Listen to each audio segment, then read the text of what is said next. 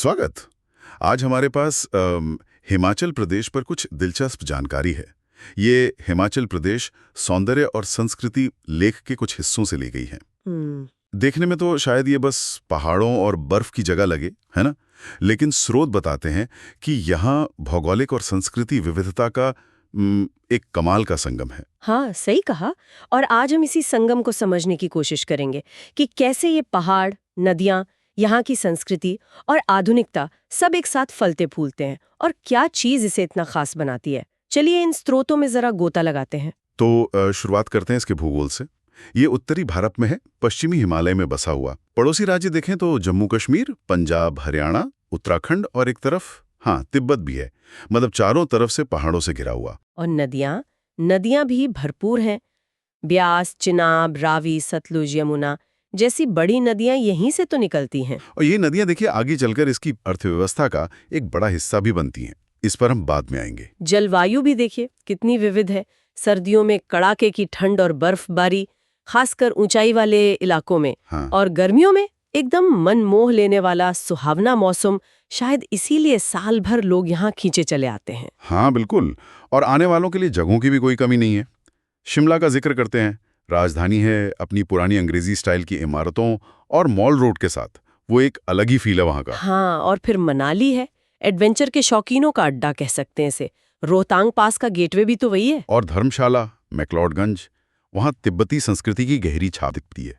दलाई लामा का निवास भी वहीं है। डलहौजी का शांत माहौल भी है, कुल्लू की अपनी खूबसूरती और दशहरा तो है ही फेमस। इस जानकारी से एक दिलचस्प बात उभरती है, पता है कैसे? हिमाचल पर्यटन देखिए, पुराने औपनिवेशिक आकर्षण जैसे शिमला या डलहौजी का वो शांत माहौल, और एकदम आधुनिक एडवेंचर स्पोर्ट्स जैसे मनाली या बीर बिलिंग में पैराग्लाइडिंग, दोनों को एक साथ कितनी सफलतापूर्वक पेश करता है। सही बात है। ये दिखाता है कि राज्य अपनी विविध ऐतिहासिक और भौगोलिक संपदा का कितनी चतुराई से उपयोग कर रहा है। और स्पीति घाटी, वो तो बिल्कुल अलग दुनिया है।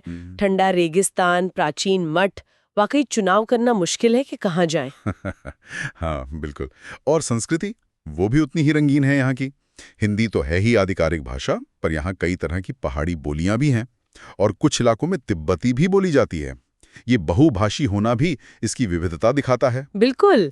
और त्योहारों का रंग देखिए, कुल्लू का दशहरा कितना भव्य होता है, शिमला का समर फेस्टिवल, तिब्बती नववर्ष लोसर, ये सब बड़े जोश से मनाए जाते हैं। खाने की बात करें तो स्रोतों में पारंपरिक दावत धाम का जिक्र है। हाँ, धाम और सिद्धू, वो एक तरह की स्टीम्ड ब्रेड होती है। सुनने में मजेदार लगता है। और थुक्पा भी है, वो गर्मा गर्म तिब्बती नूडल सूप। और मदरा, दही और मसालों में पके चने की सब्जी। हर चीज का अपना अलग स्वाद है। मुंह में पानी आ गया सच में। अच्छा, अब जरा अर्थव्यवस्था पर नजर डालें। स्रोत बताते हैं कि कृषि, खासकर सेब की खेती बहुत महत्वपूर्ण है। हिमाचल के सेब तो पूरे देश में मशहूर है। हाँ, सेब के बागान तो हर जगह दिखते हैं और पर्यटन तो है ही एक बड़ा उद्योग, इसमें तो कोई शक नहीं। और हाँ, एक और बात, इसे भारत का जलविद्युत राज्य कहने का भी जिक्र है। बिल्कुल।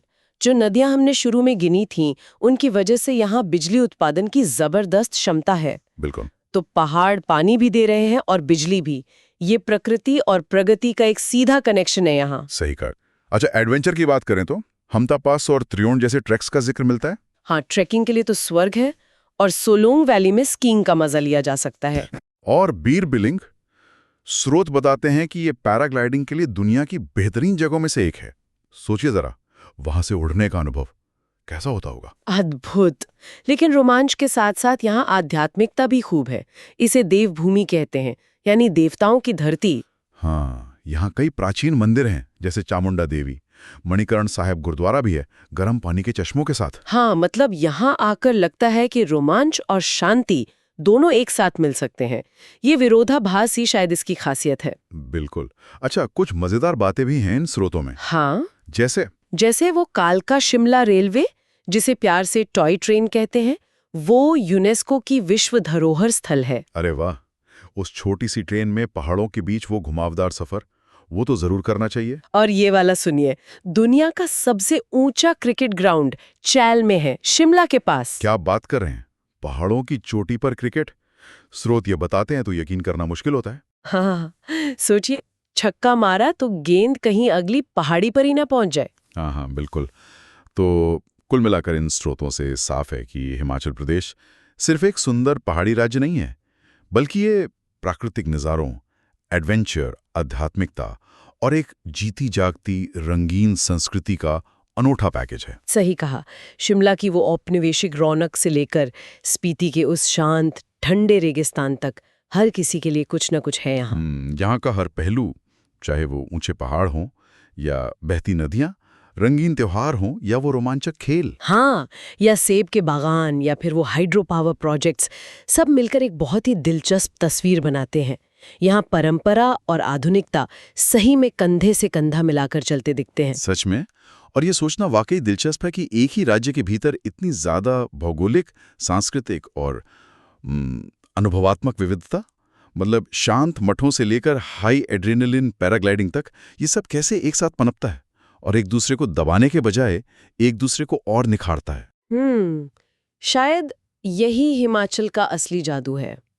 इस पर और सोचा जा सकता है।